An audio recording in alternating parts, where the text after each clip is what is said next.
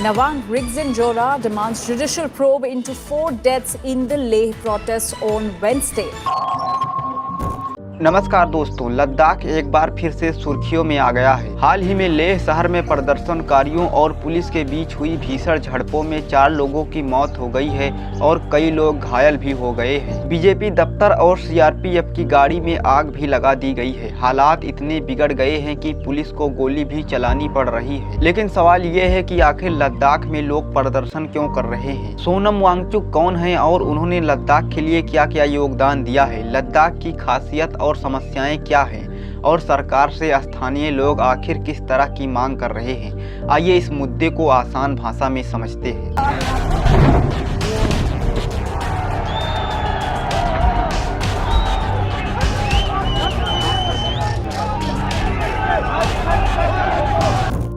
पिछले दिनों लेह में लद्दाख को राज्य का दर्जा देने और संविधान की 6ठी अनुसूची में शामिल करने की मांग को लेकर बड़ा आंदोलन हुआ है। प्रदर्शन के दौरान छात्रों ने पुलिस पर पत्थरबाजी की, बीजेपी ऑफिस और सीआरपीएफ की गाड़ी में आग भी लगा दी गई है। पुलिस ने हालात काबू करने के लिए गोलीबारी की, जिसमें 4 लोगों की मौत और 80 से ज्यादा लोग घायल भी हो गए हैं। इसके बाद हालात और बिगड़ते देख इंटरनेट सेवाएं भी बंद कर दी गई हैं। इसी बीच लद्दाख के प्रसिद्ध पर्यावरण कार्यकर्ता सोनम वांगचुक, जो कि पिछले 2 हफ्तों से भूख हड़ताल पर थे, उन्होंने हिंसा के बाद अपना अनशन तोड़ दिया है। उन्होंने कहा, हम पिछले 5 सालों से शांति का रास्ता अपना रहे थे, लेकिन अब हिंसा और आगजनी हो रही है। तो ऐसे में मैं युवाओं से यही अपील करता हूं कि इस बेवकूफ़ी को बंद करें। इस आंदोलन के पीछे लद्दाख के लोगों की आखिर क्या क्या मांगे हैं? लद्दाख के लोगों की 4 बड़ी मांगे हैं। उनमें से पहली मांग है लद्दाख को पूर्ण राज्य का दर्जा प्रदान किया जाए। साल 2019 में अनुच्छेद 370 और 35A हटने के बाद जम्मू कश्मीर और लद्दाख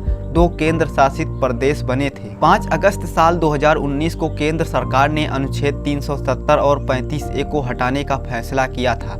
इसका मतलब था कि जम्मू कश्मीर को मिलने वाले विशेष अधिकार खत्म हो गए थे। साथ ही Jammu and Kashmir reorganisation act 2019 भी लाया गया था। इस कानून के तहत जम्मू कश्मीर राज्य को तोड़कर 2 हिस्सों में बांटा गया था। पहला था जम्मू और कश्मीर और दूसरा था लद्दाख। जम्मू कश्मीर को यूनियन टेरिटरी विद असेंबली घोषित किया गया था, मतलब यहाँ पर विधानसभा तो रहेगी लेकिन कुछ पावर कम होगी। दूसरा, लद्दाख को यूनियन टेरिटरी विद असेंबली घोषित किया गया था, मतलब यहाँ कोई विधानसभा या मुख्यमंत्री नहीं होगा लेकिन एलजी रहेगा। ऐसे में दोस्तों एक बड़ा सवाल खड़ा होता है कि आखिर जम्मू कश्मीर को अलग क्यों किया गया था? इसके पीछे दोस्तों कई कारण बताए जाते हैं। जैसे पहला कारण था लद्दाख वासियों की पुरानी मांगे। लद्दाख बहुत सालों से यह कह रहा था कि उनकी संस्कृति, भाषा और जीवन शैली जम्मू कश्मीर से अलग है। यहाँ की जनसंख्या बहुत कम है और भौगोलिक रूप से भी अलग अलग है। लद्दाख के लोग यह भी मानते थे कि जम्मू और श्रीनगर की राजनीति में उनकी अनदेखी होती है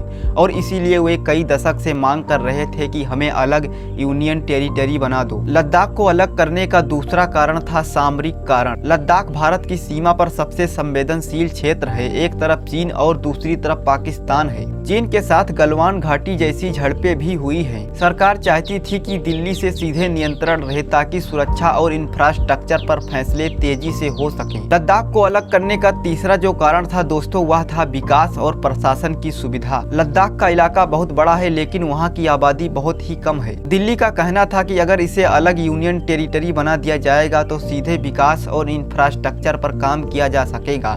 बिना जम्मू कश्मीर की राजनीति में फंसे हुए इसका विकास भी हो सकेगा। लेकिन दोस्तों लद्दाख को अलग टेरिटरी बनाए जाने पर एक अलग ही समस्या उत्पन्न हो गई। जब लद्दाख को अलग यूनियन टेरिटरी बनाया गया तो लोगों ने सोचा कि अब विकास तेज होगा, लेकिन चूंकि वहां पर कोई विधानसभा नहीं है इसीलिए सारे फैसले दिल्ली से हो रहे थे। और इससे लद्दाख के लोग अब महसूस कर रहे हैं कि पहले जम्मू कश्मीर में उनकी अनदेखी होती थी और अब दिल्ली से कंट्रोल होने पर उनकी स्थानीय आवाज दब गई है। यानी लद्दाख के लोगों का मानना था कि वे पहले जम्मू कश्मीर की राजनीति में दबे हुए थे और अब सीधे दिल्ली की नौकरशाही में दब गए हैं। और दोस्तों अब इन्हीं सब कारणों से लद्दाख फिर से राज्य का दर्जा होने की मांग कर रहा है। लद्दाख के लोगों की दूसरी जो मांग है वह है संविधान की 6ठी अनुसूची के तहत सुरक्षा प्रदान करना। यह अनुसूची जनजातीय इलाकों को विशेष अधिकार देती है ताकि उनकी संस्कृति, जमीन और संसाधनों की सुरक्षा हो सके।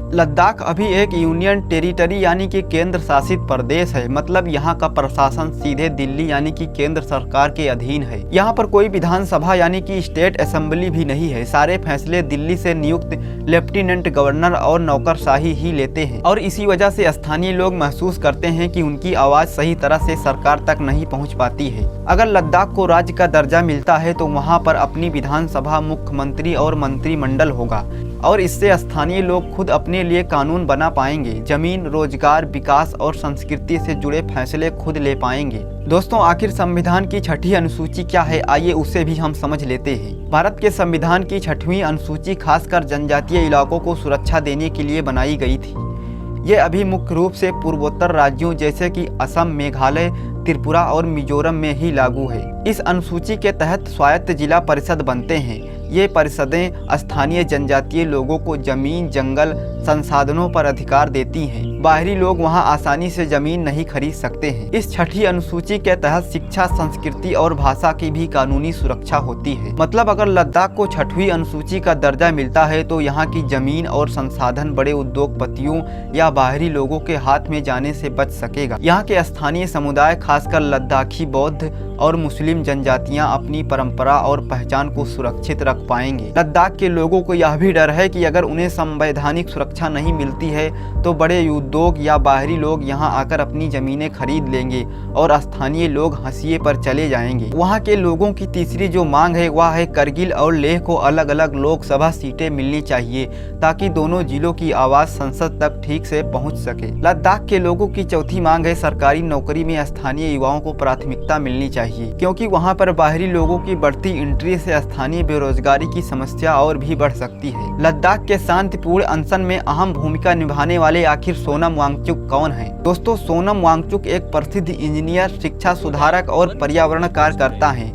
फिल्म 3 इडियट्स के फरहान सुहेल वाले किरदार की प्रेरणा भी उन्हीं से ली गई थी। उन्होंने लद्दाख में शेकमाल यानी कि students educational and cultural movement of Ladakh नाम की एक संस्था भी बनाई है। दोस्तों, इस संस्था की खास बात यह है कि यहाँ पर ऐसे छात्रों को शिक्षा दी जाती है जो पारंपरिक शिक्षा व्यवस्था में फेल माने जाते हैं। सोनम वांगचुक ने लद्दाख में आइस स्तूपा नाम की एक अनोखी तकनीक भी विकसित की है, जिसमें कृत्रिम ग्लेशियर बनाए जाते हैं ताकि गर्मियों में पानी की समस्या कम हो सके। सोनम वांगचुक लगातार लद्दाख की संस्कृति, पर्यावरण और पहाड़ी इलाकों के हक की लड़ाई लड़ते रहे हैं, लेकिन उन्होंने लद्दाख की कुछ मांगों को सरकार से पूरा करने के लिए भूख हड़ताल भी शुरू कर दी है। उनका कहना है कि लद्दाख की संस्कृति, उसकी जमीन और पर्यावरण बाहरी कंपनियों के खनन और खतरे में है और उनका मानना है कि अगर लद्दाख को संवैधानिक सुरक्षा नहीं मिलती है तो आने वाली पीढ़ियां उजड़ जाएंगी। और इसीलिए दोस्तों, वे लगभग 2 हफ्ते से शांतिपूर्ण भूख हड़ताल पर रहे हैं और साथ ही उन्होंने दिल्ली तक पैदल मार्च भी किया है। लेकिन जब हिंसा भड़क गई तब उन्होंने अनशन तोड़ दिया ताकि आंदोलन हिंसक रास्ता ना पकड़े। आखिर दोस्तों, लद्दाख का पर्यावरण कैसा है, वहाँ की जलवायु और समस्याएं क्या क्या हैं? लद्दाख को कोल्ड डिसर्ट यानी कि ठंडा रेगिस्तान भी कहा जाता है। यहाँ सर्दियों में तापमान -20 से 30 अंश सेल्सियस तक भी चला जाता है। यहाँ पर खेती करना एक मुश्किल काम है क्योंकि पानी और उपजाऊ मिट्टी की भारी कमी है। ग्लोबल वार्मिंग की वजह से ग्लेशियर पिघल रहे हैं और इससे पानी का संकट और भी तेजी से बढ़ रहा है। दोस्तों, लद्दाख में सड़कें और इंफ्रास्ट्रक्चर भी साल में कई महीनों तक बर्फ से ढके रहते हैं। बेरोजगारी और पलायन एक बड़ी समस्या बन चुकी है। युवा रोजगार की तलाश में लद्दाख से बाहर भी जा रहे हैं। लद्दाख में हो रहे विरोध प्रदर्शन और लद्दाख की समस्या को देखते हुए केंद्र सरकार ने 6 अक्टूबर को लद्दाख के प्रतिनिधियों से बातचीत को बुलाने के लिए ऐलान किया है। गृह मंत्रालय ने हिंसा भड़काने के लिए सोनम वांगचुक को जिम्मेदार भी ठहराया है और उन्हें गिरफ्तार भी कर लिया गया है, जबकि आंदोलन की मुख्य संस्था का यह कहना है कि उनका विरोध शांतिपूर्ण था और हिंसा कुछ युवाओं की वजह से हुई है। दोस्तों, लद्दाख का यह संघर्ष केवल राज्य के दर्जे का ही नहीं है बल्कि पहचान और अस्तित्व की लड़ाई भी है। यहाँ के लोग चाहते हैं कि उनकी संस्कृति, उनकी जमीन और उनका भविष्य सुरक्षित रहे। सोनम वांगचुक जैसे लोग सालों से शांतिपूर्ण ढंग से आवाज उठा रहे हैं, लेकिन हाल ही में हिंसा ने हालात और गंभीर बना दिया है। दोस्तों, अब यह देखना होगा कि 6 अक्टूबर की सरकार लद्दाख बातचीत से क्या नतीजा निकलता है। आपको क्या लगता है, क्या लद्दाख को राज्य का दर्जा और छठी अनुसूची की सुरक्षा मिलनी चाहिए? आप अपनी राय हमें कमेंट सेक्शन में जरूर बताएं।